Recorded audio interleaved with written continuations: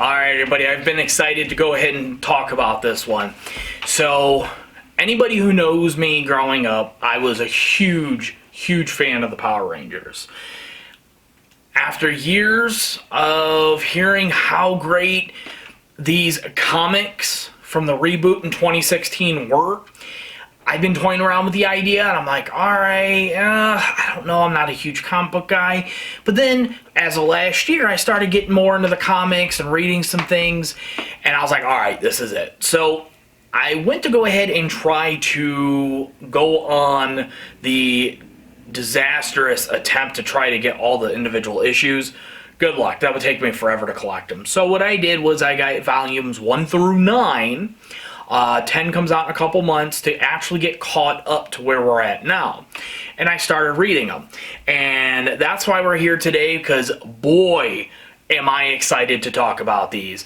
Volumes 1 and 2, which go through the first 8 issues, and then 2 issues for the Bulk and Skull, like Chronicles and everything like that. What did I think about them? Well, you know what? It's going to be spoiler filled, but let's check it out. It's morphin' time!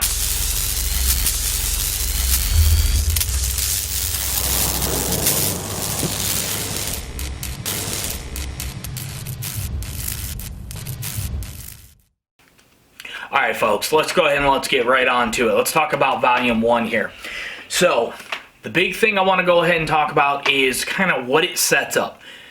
Take everything you've known about Power Rangers, cut it in half, implement a lot of today's day and age into it, and aim the story to the fans of the yesteryears.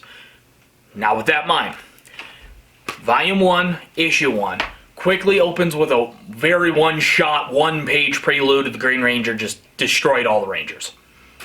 Done. Skips ahead forward. The story actually begins where Tommy, the Green Ranger, is actually now a Power Ranger. But here's the kicker. Instead of breaking free of the spell and everybody loves him and super excited, the actual team, which is your core originals, you got Jason, Kimberly, Trini, Billy, and Zach, they don't trust him at all. And it shows. From the very first battle, him not taking Jason's lead, and they point out right in the beginning that Jason, the Red Ranger, is the leader. There's no stepping on toes here. And it gets Tommy in some trouble. But that's, I mean, right there, that is a huge difference. Because any of those from the fans from the show knows that Tommy was a new kid in school. He was kind of the friend. Then he gets taken over. He stays their friend. Then there's a battle to try to come on free. He's no longer evil. But then they embraced him. You know, there was no, hey, we don't trust this kid. What the fuck? But I like that. It's definitely a new way to tell an old story. And then from there, it just escalates quickly. Tommy's having these nightmares and visions, and he has Rita actually in his head. So anytime that he goes to make a move or he's fighting, she's sitting there telling him, you suck, you're worthless, you're nothing unless you have me. Which really breaks him down and basically nearly makes him go crazy, and it causes just a snowball effect of issues. Meanwhile, Rita, hey, we don't have a Green Ranger. Scorpina is actually her right-hand woman because, believe it or not, in the dungeon that was it the Dark Universe or alternate universe that where they used to have like the green candle from the TV series and they always captured the Rangers, Goldar is actually imprisoned himself in chains, and that's where he's been sitting. It basically says he's been sitting there ever since Tommy left Rita's control. So quite a bit. And then everything looks like it's getting better. The Rangers are fighting. Scorpina, who actually like comes into Tommy's house and just starts chaos, and Tommy's fighting alone. And it looks like the Rangers are going to win. Until of like the Black Dragon, which looks like this. I hate to say it like this, but if anybody's a fan of like High School Double D, when he has his whole boost suit for the red flaming dragon, that's literally what he is, but he's all black. And so what they do is they trap the Rangers into a fight that causes Tommy, or Billy, to get left behind at the hideout, holy brain fart me, with Zordon and Alpha 5, and then basically what happens was this Black Dragon takes the coin of Billy, and he has the ability to beam through the coin and disconnect all the Rangers from the power grid, leaving them powerless.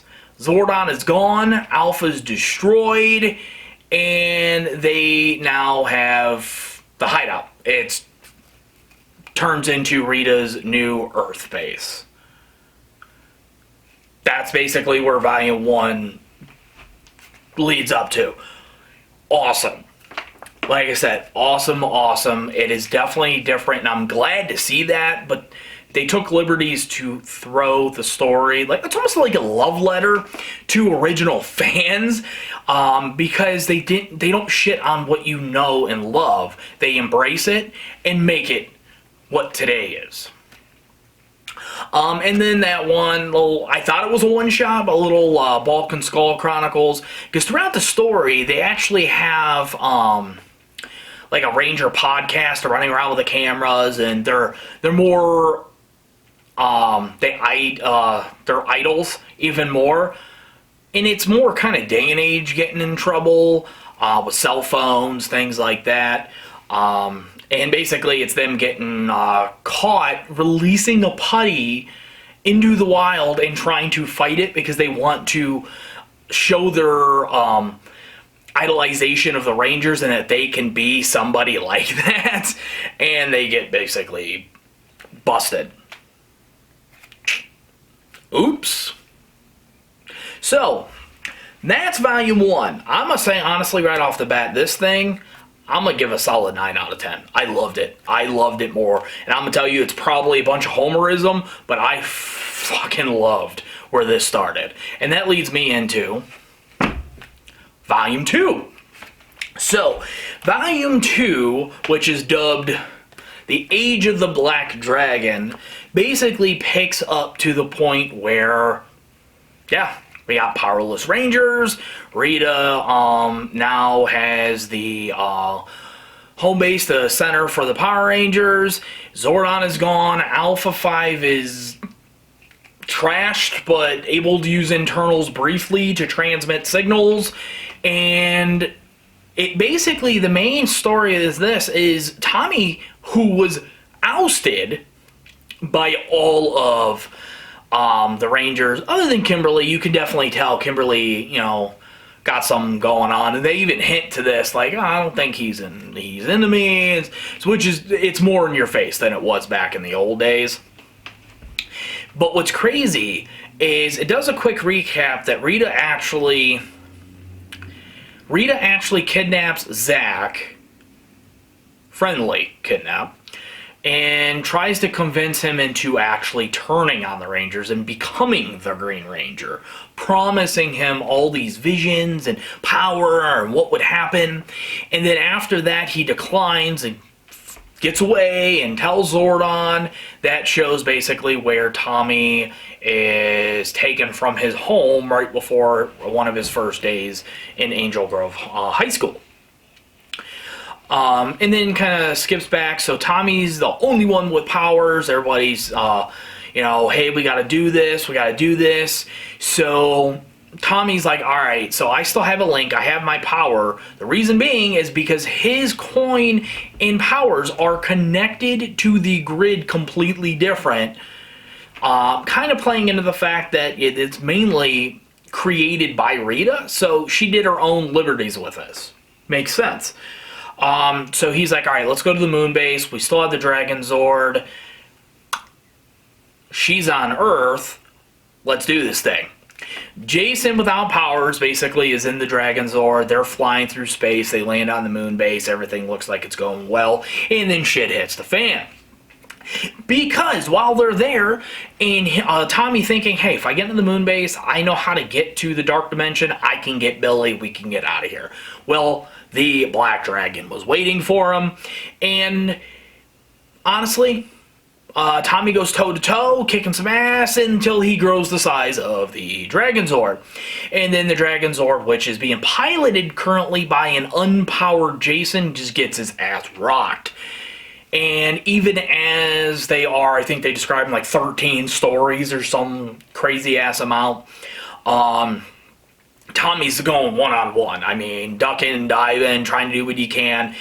And then they're just all getting rocked. Tommy gets injured, and they're able to rip one of the arms off with a blast of the Black Dragon and get back to Earth with one Jason who got his ass rocked in the Dragon Zord actually holding on to Tommy, who still has powers, but literally was going a toe-to-toe with this gigantic Godzilla-sized monster as a little ranger in his costume. So he is basically at his limits, but they got the arm of the dragon, and they decided, you know what, let's try to do something like this. And this is where Alpha 5 kind of chimes in mechanically, like he's like, hey, my systems are going out, I can't talk too long, here's what's going on.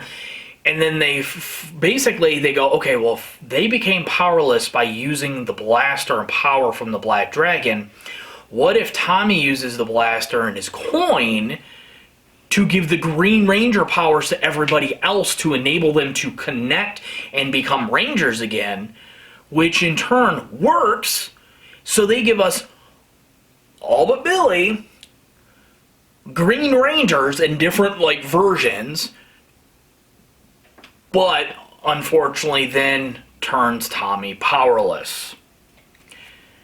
And that's where this ends. Cliffhanger. But I wanted to do nothing more than read more, which will be my goal over the next couple days, is to get through the next 2 volumes so I can tell you what I think, because shortly here we will be diving into the Lord Draken, the Battle for the Grid, which is the one I've heard which is crazy, so I can't wait to get to that part. As you can tell, the Green, White Ranger, those are my favorites. Yeah, I'm sorry. It is what it is. But overall, issue 2, it jumped and got things moving a little bit more, but I don't think it was more in your face like, hey, 90s fan, here's a kick the dick and let's reboot this with love. So I'd say this is probably more of an 8 out of 10. With a nice cliffhanger. And then after that, it basically goes into the Bulk and Skull Chronicles 2, where they were arrested. And in the show, the actual police officer they train under and become policemen actually is who they're punished by and to community service. And they actually help defeat a robber and basically get them to leave a bunch of money and stop the robbery, and they're let go. That's kind of where they sit at after pages of trying to turn this cop into them so they can get off and have some fun. A little quirky. I mean, I thought I'd read like a page and I was like, oh, so I'm not going to like this, but I've read both of them and they're pretty funny. A little kind of less serious kind of thing. But if you are, I'm going to say this with all love and positive intent, if you are a fan of the Power Rangers growing up, and I'm talking about the OGs, not the Ninja Storms, In Space, Lost in Time, Samurai, no, I'm talking about the original players up in this. I'm talking about Mighty Morphin, Zeo, the originals, okay? And I want to tell, and I missed this, and I forgot to mention this earlier, what the end of 1, where Rita destroyed the comm center and took over. Kind of really reminded me of the end of the original Mighty Morphin season, I think 2 or 3, where right before they turned to the Zeo Rangers and the Zeo Crystals. But yeah, so just throwing out my homerism love for the original series. But yeah, if you are a fan, check these out. You will not be disappointed at all. If anybody here has checked them out and has been reading them, let me know what you think, because I'm extremely curious, because nobody else I know has started to read these, and I want people to enjoy these. I wish if I could go back to 2016 when they started and began reading them. Now, for those who are reading or are interested, like I said, these start in the future with the Green Ranger. There is the Go-Go Power Rangers, which is kind of a prequel, and they, from my understanding, when you get into the Battle for the Grid and the future ones, kind of gets to where certain issues do cross paths. So it is a prequel of the early years before the Green Ranger joins, and then the Mighty Morphin, which was the first series of the reboot, is during Tommy's involvement. So that is all I have, folks. Hopefully you enjoyed my love and enthusiasm for these, because I could not wait to talk about them. And I do want to let you know that I greatly appreciate you checking me out. These, you know, definitely important to me, and I just want to hear some love. Like I said, thumbs up, thumbs down. If you guys have any comments, recommendations, you want, you know, talk about anything, shoot a comment down below. I'd love to see it. I'll definitely respond as soon as physically possible. Send your brother subscribe. If you are liking this, you want to follow, get some notifications going on. But until next time, I just want to thank you guys again, and Vulsker is out. Peace and love. So looking in a pretty hefty box. So let's pull out. Alright, cool.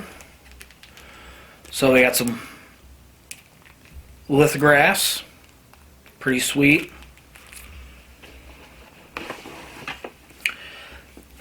Then we have the actual Blu-rays themselves. And Batman 80, the Batman Beyond